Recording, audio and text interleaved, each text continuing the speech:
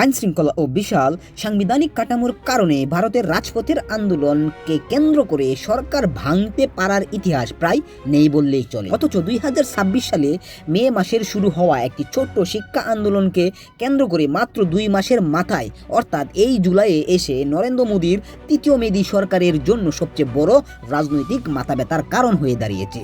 যে প্রতিবাদ শুরু হয়েছিল সামাজিক যোগাযোগের মাধ্যমে কিছু ট্রল ও হাস্যরস দিয়ে, তা আজ কিভাবে ভারতের রাজনীতিকে উত্তাপ করেছে, কেন বা এই তৎকালীন তেলাপোকা আন্দোলনকে কেন্দ্র করে কেঁপে উঠেছে দিল্লির মসনদ।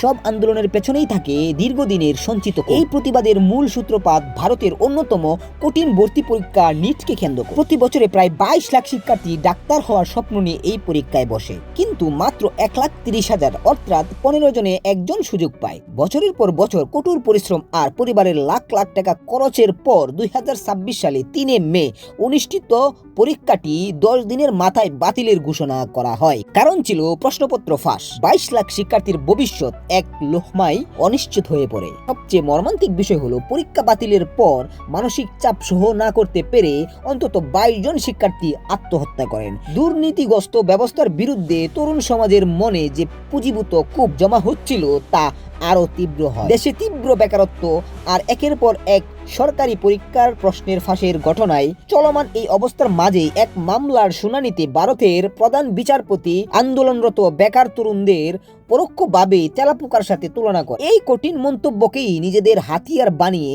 নেয় তরুণ সমাজ। তারা নিজেদের নাম দেয় তেলাপোকা জনপার্টি। প্রাথমিকভাবে তাদের মূল দাবি ছিল, প্রথম দাবি প্রশ্নপত্র ফাঁসের দায়ে শিক্ষামন্ত্রী ধর্মেন্দ্রনাথ প্রধানের পদত্যাগ।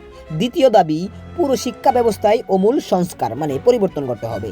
শুরুর দিকে প্রতিবাদের ভাষা ছিল সম্পূর্ণ ব্যঙ্গাত্মক ও অহিংস। আন্দোলনকারীরা ঢাইপারে সই করে ডাকযুগে শিক্ষামন্ত্রীর দপ্তরে পাঠায়, তালাবাটি বাজিয়ে নাচ গান করত। উদ্দেশ্য ছিল একটাই, সরকার যেন এটাকে কোনো সহিংস রূপ বা দমন পীড়নের সুযোগ না পায়। অনলাইনে ট্রেন্ডে থাকা আন্দোলন রাজপথে পূর্ণতা পায় সুনম অংচুর আগমনে। তিনি আন্দোলনকে সমর্থন করে দিল্লির যন্ত্রমন্ত্রে 20 দিনের অনশনে বসে এবং প্রায় 21 পাউন্ড ওজন হারান তিনি। কিন্তু 17-18 জুলাইয়ের দিকে সরকার একটি বড় কৌশলগত ভুল করে বসেন। সাদা পোশাকধারী পুলিশ তল্লাশি চালিয়ে অসুস্থ ওয়াংচুকে জোরপূর্বক তুলে নিয়ে হাসপাতালে ভর্তি করায়। একজন সম্মানিত জাতীয় ব্যক্তিত্বের উপর এই জুলজবস্তি দেখেই সাধারণ মানুষের বিস্ফোরণ রূপ নেয়। 20 জুলাই প্রায় 10,000 শিক্ষার্থী ও আমজনতা সংসদ ভবনে অভিমুখে যাত্রা করেন। পুলিশ টিয়ারশেল গ্যাস ও লাঠিচার্জ চালায়। এতে অন্তত 180 জন শিক্ষার্থী আহত হন এবং 70 জন আটক হয়। 21 জুলাই তরুণদের উপর আক্রমণের প্রতিবাদে প্রধান বিরোধী দল কংগ্রেস নেতা রাহুল গান্ধী ও প্রিয়াঙ্কা গান্ধী নিজেদের হাতে জিপ টাই বেঁধে মোদির বাসভবনের সামনে অবস্থান নেয়। রাহুল গান্ধী সরাসরি মোদির পদত্যাগের দাবি করে এবং পরবর্তীকালীন পুলিশ তাকেও আটক করে। যে আন্দোলন শুরু হয়েছিল শিক্ষামন্ত্রীর পদত্যাগের দাবিতে পুলিশের অতিরিক্ত বল প্রয়োগের ফলে তা এখন খুদ প্রধানমন্ত্রীর পদত্যাগের দাবির রূপ নেয়। কেন এই তেলাপোকা আন্দোলনকে মোদী সরকার ভয় পাচ্ছে? বিশ্লেষকদের মতে সরকার এই আন্দোলনকে নিয়ে গভীরভাবে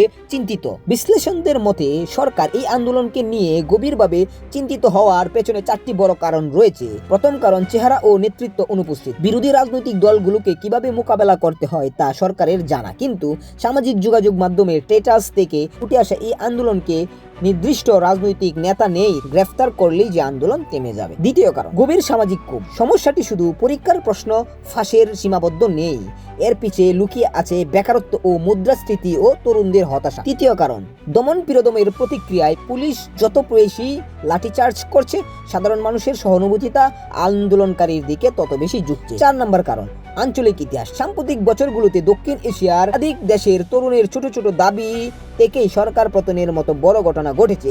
দিল্লির নীতি নির্ধারক এই স্মৃতি ভুলে যায়নি। তাহলে মোদী সরকারের পরিণতি কি ঘটতে পারে? বাস্তবতার নিরিখে উত্তর হলো, এই মুহূর্তে হয়তো রাজপথের শান্ত আন্দোলন হয়তো সরকার পতন ঘটবে না। এর পেছনে কিছু সুনির্দিষ্ট রাষ্ট্রীয় কারণও রয়েছে।